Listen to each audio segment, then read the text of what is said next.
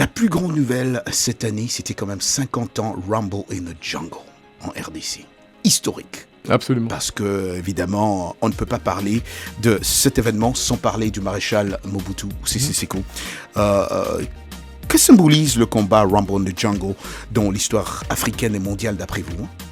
Parce qu'aujourd'hui, vous avez vécu aussi ici aux États-Unis, vous avez vu comment chaque Américain, quand vous le dites, vous êtes de la RDC, il y a Rumble in the Jungle, il y a Muhammad Ali et George Foreman qui revient. Qu'est-ce que ça représente pour vous?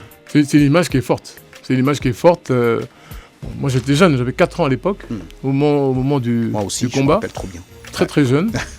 La seule chose dont je me souviens, c'était, je voyais mes grands cousins, les grandes personnes qui parlaient de Ali. Ouais. Ça, c'est la seule chose dont je me rappelle, donc c'était pas... Mais généralement, même les plus jeunes aujourd'hui sont marqués par ces images.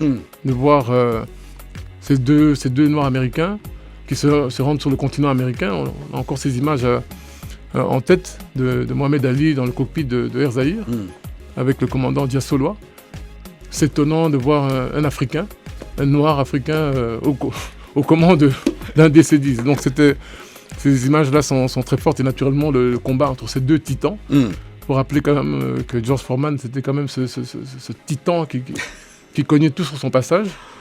Et Ali, donc 32 ans, 7 ou 8 ans de plus que Foreman, mais qui a pu, avec son intelligence, avec son acuité, il a pu remporter ce match par un KO. Et donc ça, ces images-là, on ne les oublie pas.